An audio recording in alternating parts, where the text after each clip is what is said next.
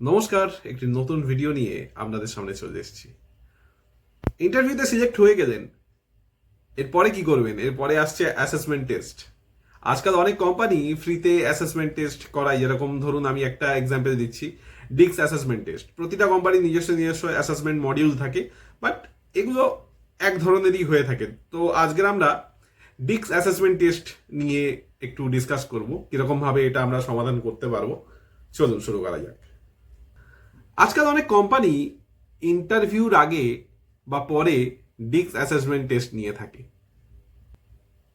এই টেস্টের মাধ্যমে কোম্পানি কিন্তু বুঝতে চায় যে ক্যান্ডিডেট মানুষ হিসাবে ঠিক কেমন, তার পার্সোনালিটি কি রয়েছে, কেমনভাবে টিমের সাথে কাজ করতে পারবে, প্রেশার হ্যান্ডেল করতে পারবে কিনা, তার মধ্যে লিডারশিপ স্কিল রয়েছে কিনা। সব থেকে গুরুত্বপূর্ণ বিষয় হলো, এই অ্যাসেসমেন্ট টেস্টগুলোর কিন্তু কোনো রাইট বা রং অ্যান্সার নেই। এটা মূলত আপনার বিহেভিয়ার এবং ওয়ার্ক স্টাইল অ্যানালিসিস করার জন্য, মানে আপনি কিরকম ভাবে কাজ করেন সেটা অ্যানালিসিস করার জন্য কিন্তু নেওয়া হয়। আচ্ছা, ডিক্সের ফুল ফর্ম হলো dominance, influence, steadiness and conscientiousness. Dominance মানে কিন্তু লিডারশিপ নেওয়া, মানে ডি প্রোফাইল। ইনফ্লুয়েন্স মানে কমিউনিকেশন স্কিল, স্টেডিনেস মানে ধৈর্য, এবং কনসাইন্টিয়াসনেস মানে ডিটেলের দিকে বেশি ফোকাস করা। ডিক্স অ্যাসেসমেন্টে সাধারণত কয়েক ধরনের প্রশ্ন আসে। কখনো আপনাকে কিছু ওয়ার্ডস দেয়া হবে এবং দেখা হবে সেগুলি আপনার পার্সোনালিটির সঙ্গে ম্যাচ করে কিনা, এবং অনেক সময় কিছু সিচুয়েশন বেসড কোশ্চেন দেয়া হয় এবং আপনার সামনে কিছু অপশনস রাখা হয়। দেখা হয় যে ওই সিচুয়েশনে পড়লে আপনি কিরকম ভাবে ওই সমস্যার সমাধান করতেন। কিছু ক্ষেত্রে এগ্রি বা ডিসএগ্রি টাইপের প্রশ্নও থাকে, যেখানে আপনার ন্যাচারাল বিহেভিয়ার বোঝার চেষ্টা করা হয়। অ্যাসেসমেন্ট প্র্যাকটিস করার জন্য আপনি অনলাইনে ফ্রিতে ডিক্স অ্যাসেসমেন্ট টেস্ট দিতে পারেন, বা আরো অনেক পার্সোনালিটি টেস্ট রয়েছে বিভিন্ন ওয়েবসাইট থেকে, সেগুলো আপনি দিতে পারেন। নিয়মিত এরকম টাইপের মক টেস্ট দিলে আপনি কোশ্চেনের প্যাটার্ন সম্বন্ধে কিন্তু বুঝে যাবেন, এবং ফ্রি মক টেস্ট প্র্যাকটিস করার জন্য আপনি কিন্তু যে কোনো ধরনের ইন্টারভিউ অ্যাসেসমেন্ট টেস্টগুলো খুব ভালো করে ক্লিয়ার আপ করতে পারবেন।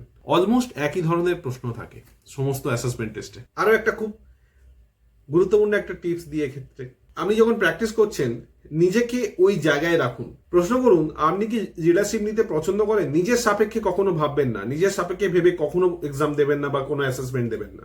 আপনি সবসময় কোম্পানির সাপেক্ষে ভাবুন। আমি আপনাকে এখন কিছু এক্সাম্পলস দিই। ধরুন, example 1, which word describe you most? Confident, friendly, patient and accurate. এখানে পার্সোনালিটি টেস্ট বিচার করা হচ্ছে। এই টাইপ প্রশ্নে আপনাকে নিজের বিহেভিয়ারের সাথে মিল থাকা অপশনকে কিন্তু বেছে নিতে হবে। Example 2, your team misses a deadline, what you will do? Option 1, push your team harder, motivate your to, that will be the option 2, option 3, calmly support, and option 4, analyse mistakes. এই প্রশ্নতে প্রবলেম সলভিং স্কিলকে check করা হচ্ছে। Situation based প্রশ্নেতে দেখা হয় যে আপনি কিরকম ভাবে সমস্যার সমাধান করবেন।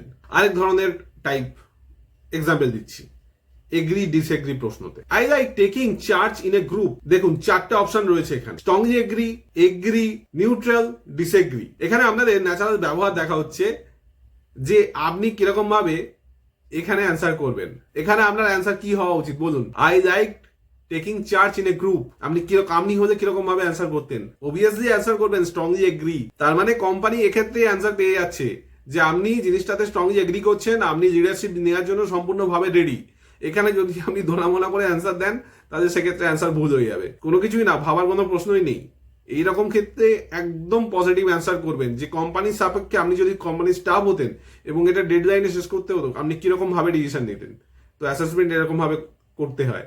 আপনাকে একটা ছোট ট্রিক শিখিয়ে রাখলাম। ডিক্সের মতো আরো অনেক ওয়েবসাইট রয়েছে, যেরকম 123 টেস্ট, ক্রিস্টাল পার্সোনালিটি টেস্ট, এগুলো ফ্রি। ডিক্সের মধ্যে এগুলো ফ্রি, আপনি চাইলে করতে পারেন।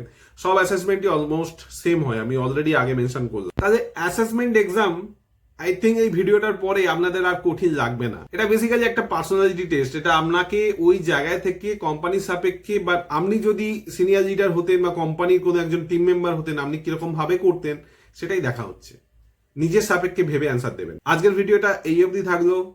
দেখা হচ্ছে অন্য কোনো একটা টপিক নিয়ে। ভালো থাকবেন, সুস্থ থাকবেন।